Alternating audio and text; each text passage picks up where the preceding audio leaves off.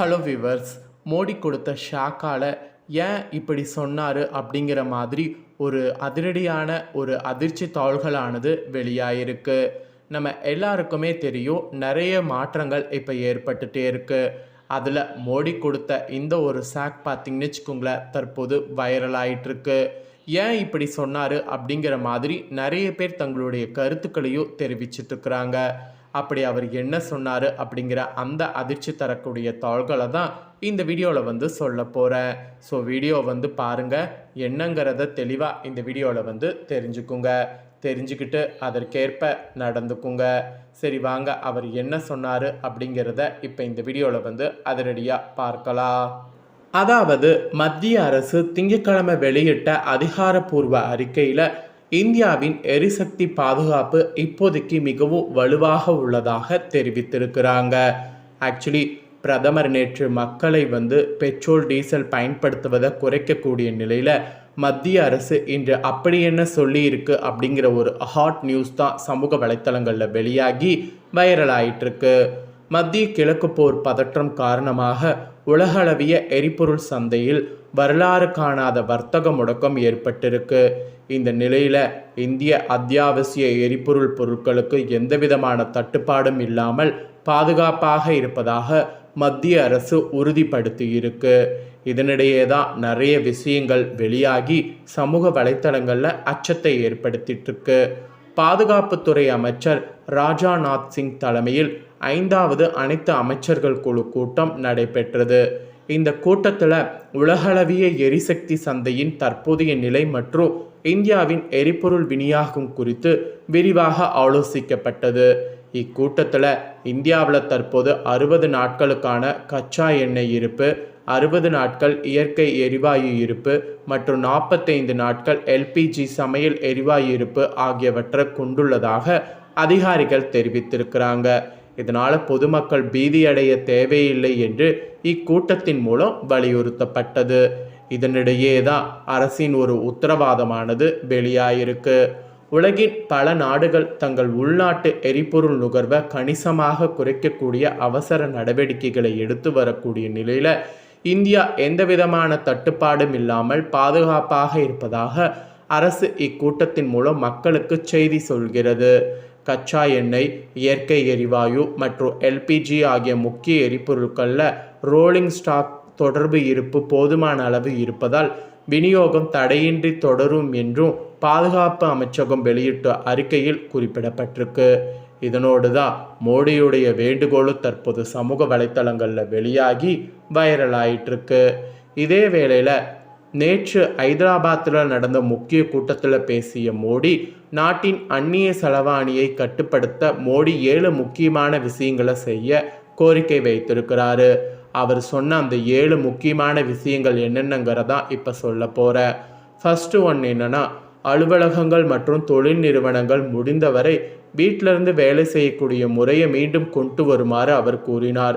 இதன் மூலம் பெட்ரோல் மற்றும் டீசல் பயன்பாடு கணிசமாக குறையும் என்று அவர் விளக்கியிருக்கிறார். அப்புறம் 2வது, பெட்ரோல் டீசல் மற்றும் எரிவாயு ஆகியவற்றை தேவைக்கு அதிகமாக பயன்படுத்தாமல் இருக்குமாறு பொதுமக்களுக்கு வேண்டுகோள் விடுத்திருக்கிறார். அப்புறம் 3வது, பர்சனல் வாகனங்களுக்கு பதிலாக பேருந்து, மெட்ரோ போன்ற பொது போக்குவரத்தை பயன்படுத்துமாறும் கார்பூலிங் என்று அழைக்கப்படக்கூடிய வாகனங்களை பகிர்ந்து பயணிக்கும் முறையை ஊக்குவிக்குமாறும் அவர் கூறியிருக்கிறார். இந்த நடவடிக்கை மூலம் எரிபொருள் இறக்குமதிக்காக செலவிடப்படக்கூடிய டாலர் இருப்பை சேமிக்க முடியும் என்று அவர் தெரிவித்திருக்கிறார்.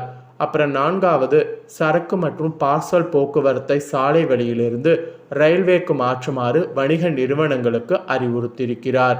அதுக்கப்புறம் 5வது, எலக்ட்ரிக் வாகனங்களை அதிகம் பயன்படுத்துவதன் மூலம் எரிபொருள் இறக்குமதியை குறைக்க முடியும் என்று அவர் சுட்டி காட்டியிருக்கிறார்.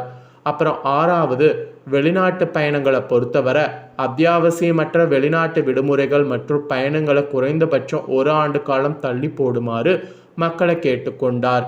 இதன் மூலம் வெளிநாட்டு நாணய செலவுகளை மிச்சப்படுத்த முடியும் என்று அவர் விளக்கியிருக்கிறார். அதே போல் ஃபைனலாக 7வது, தங்கம் வாங்குவதை பொறுத்தவரை திருமணங்கள் உள்ளிட்ட அத்தியாவசியமற்ற நோக்கங்களுக்காக தங்க நகைகளை வாங்குவதை 1 ஆண்டு காலம் தவிர்க்குமாறு இந்திய குடும்பங்களுக்கு வேண்டுகோள் விடுத்திருக்கிறார். ஸோ அவர் வேண்டுகோள் விடுத்த இந்த ஒரு வேண்டுகோள் தான் தற்போது சமூக வலைத்தளங்களில் வெளியாகி பேசும் பொருளாக உருவாயிருக்கு. அவர் வெளியிட்ட இந்த செய்திகள் குறித்து உங்களுடைய கருத்துக்கள் என்ன அப்படிங்கிறத கமெண்ட் பண்ணுங்க. அதே போல் இன்னொரு பக்கம் பார்த்தீங்கன்னு வச்சுக்கோங்களேன், இன்னொரு தாள்களும் வெளியாகிருக்கு. அதாவது 6.85 லட்சம் கோடி லாபம் இதில் தான் வருது. ஸோ இதனால் நீங்கள் இதை வாங்க வேண்டாம் அப்படிங்கிற மாதிரி ஒரு சில விஷயத்தை அவர் ஆணித்தனமாக சொல்லியிருக்கிறாரு. அதையும் உங்களுக்கு சொல்கிறேன், அதையும் தெரிஞ்சுக்குங்க. ஒரு வருடத்திற்கு தங்கம் வாங்காதீங்க, வெளிநாட்டு பயணங்களை தள்ளி வைங்க, முடிந்தவரை வீட்டில் இருந்தே பணியாற்றுங்க. இந்த மாதிரி பிரதமர் நரேந்திர மோடியின் வேண்டுகோள் இப்போது நாடு முழுவதும் விவாத பொருளாகி இருக்கிறது. அப்படி தங்கம் வாங்குவதை ஓராண்டுக்கு மொத்தமாக நிறுத்தினால் இந்தியாவுக்கு 6,85,498 கோடி கிடைக்கும். அதாவது 72 பில்லியன் டாலர்களை சேமிக்கலாம். இந்தியாவின் அந்நிய செலவாணி கையிருப்பு பெருமளவு உயரும். ஈரான் போர் சூழல், கச்சா எண்ணெயுடைய விலை உயர்வு மற்றும் இந்திய ரூபாயின் மீதான அழுத்தம் ஆகியவற்றிற்கு மத்தியில் மோடி இந்த வேண்டுகோள் வைத்துள்ளார். தங்கம் வாங்குவதை தவிர்ப்பது எப்படி இந்தியாவின் பொருளாதாரத்திற்கு உதவும் என்பது குறித்து விரிவாக சொல்கிறேன். இந்தியாவின் அந்நிய செலவாணி கணக்கு ட்ரேடிங் எக்கனாமிக்ஸ் தரவுகள் படி இந்தியாவின் அந்நிய செலவாணி கையிருப்பு சுமார் 690.69 பில்லியன் டாலராக இருந்து வருகிறது. பிப்ரவரியில் 728 பில்லியன் டாலராக இருந்தது இது. அப்புறம் ஏப்ரல் நிலவிய சர்வதேச நிச்சயமற்ற தன்மையால் 691 பில்லியனாக குறைந்திருக்கிறது. 37 பில்லியன் டாலர் 2 மாதங்களில் குறைந்துள்ளது. அதாவது ஈரான் அமெரிக்கா போர் காரணமாக இந்திய மதிப்பில் 3,04,714 கோடி அந்நிய செலவணி வெறும் 2 மாதத்தில் குறைந்திருக்கு. ஆக்சுவலி இந்த 2026 இந்தியாவின் நடப்பு கணக்கு பற்றாக்குறை 84.5 பில்லியன் டாலராக அதிகரிக்கும் என IMF கணித்துள்ளது.